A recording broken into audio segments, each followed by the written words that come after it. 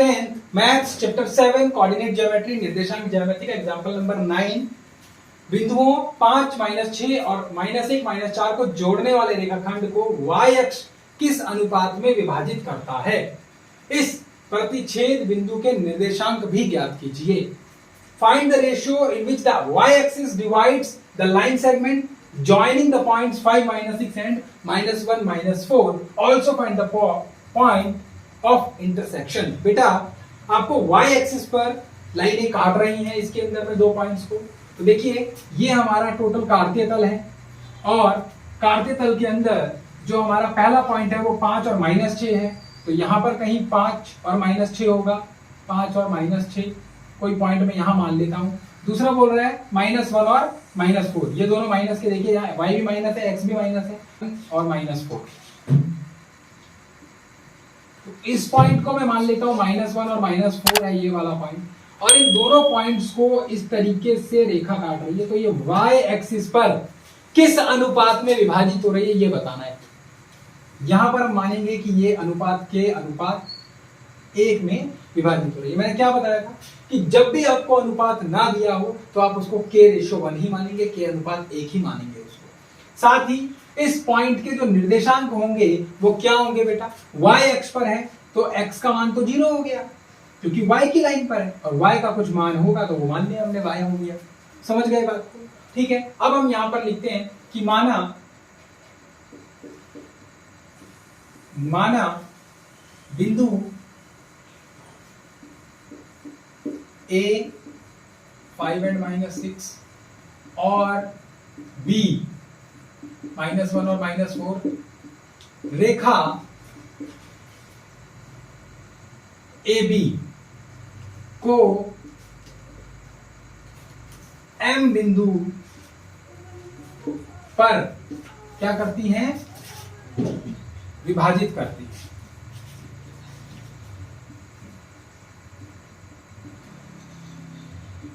तो M 0 और Y होगा। ठीक है बेटा, M बिंदु पर विभाजित करते हैं और M बराबर तथा अनुपात, ये भी लिख दीजिए इसके अंदर। तथा अनुपात क्या मानेंगे हम, k अनुपात 1 माना, ये भी हमने मान लिया। समझ गए? इसको इंग्लिश में क्या लिखेंगे, तो इंग्लिश में जब आप लिखेंगे तो लिखेंगे let the point A 5 -6 and B -1 and -4 intersect the line AB, दो पॉइंट्स हैं AB के और इंटरसेक्ट कर रहे लाइन को AB को at the point M, और इसके मैं इसी के अंदर लिख रहा हूं 0 and Y। इसके क्या होंगे 0 और Y, इसके निर्देशांक होंगे at the point M and this, and ratio is k/1। ठीक है बेटा, ये आपने इस तरीके से लिख दिया। अब आप क्या करेंगे, मैं इस लाइन को यहां लिख देता हूं, बना देता हूं। ये मेरा A पॉइंट है जो मेरा 5 और -6 है। ये मेरा B पॉइंट है जिसका -1 और -4 इसके पॉइंट्स हैं। और यहाँ पर एक बिंदु है जो मेरा M बिंदु है और जिसके जो निर्देशांक है 0 और Y होंगे। क्यों? क्योंकि Y अक्ष पर रेखा कट रही है तो Y का कुछ मान होगा, परंतु X यहाँ पर 0 होगा। क्यों 0 होगा? क्योंकि Y वाली रेखा पर ही कटेगा तो X तो वहां 0 होगा ही होगा। और ये अनुपात भी मैंने बताया कि k अनुपात 1 हम इसको मानकर चलेंगे। समझ गए बात को? अब देखिए बेटा, तो M यानी कि 0 और Y ये किसके बराबर होगा बेटा, k इधर जाकर फाइट करेगा x से क्योंकि x के मान निकालने, तो k × -1। ठीक है बेटा, बटे में k + 1 लिखेंगे और यहाँ प्लस का निशान लगाकर एक इधर फाइट करेगा 5 से तो 1 × 5। फिर कॉमा लगाएंगे हम, नेक्स्ट पॉइंट लिखेंगे k जाएगा -4 के पास तो k × -4 और प्लस का निशान लगाएंगे, एक वापस से इधर आएगा तो हो जाएगा 1 × -6 और बटे में क्या आ जाएगा बेटा, k + 1 आ जाएगा। ठीक है बेटा, कि अब मेरे पास में ये 0 जो दे रखा है ये 0 किसके, इसके बराबर में रहेगा और ये जो y है वो इसके बराबर में रहेगा। तो देखिए मैं यहाँ से 0 और y दोनों के ही मान में आराम से निकाल दूंगा। तो मैं यहाँ लिख रहा हूँ 0 बराबर k एकम -k बन गया और प्लस माइनस ये प्लस और 5 एकम 5 बटे में k प्लस 1। ठीक है बेटा, अब ये इधर एक आ गया, क्रॉस मल्टीप्लाई हुआ तो ये 0 से जाकर मल्टीप्लाई हो गया और k 1 से मल्टीप्लाई हो गया। तो k जब इसको 0 मल्टीप्लाई बाई k प्लस 1 कर दूंगा और बराबर में 1 गुना में माइनस k प्लस 5 कर दूंगा तो मेरे पास में देखिए ये तो इससे 0 होकर 0 बन जाएगा और ये 1 से गुना होने के बाद वैसा का वैसा ही रह जाएगा। ठीक है ना। अब ये माइनस k है, बराबर के इस तरफ जाएगा तो प्लस k हो जाएगा और प्लस के होने के बाद ये क्या बन जाएगा, k का मान कितना आ गया आपके पास, 5 आ गया, k का मान 5 आ गया ना आपके पास में।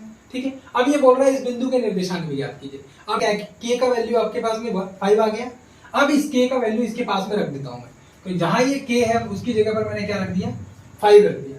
ठीक है ना।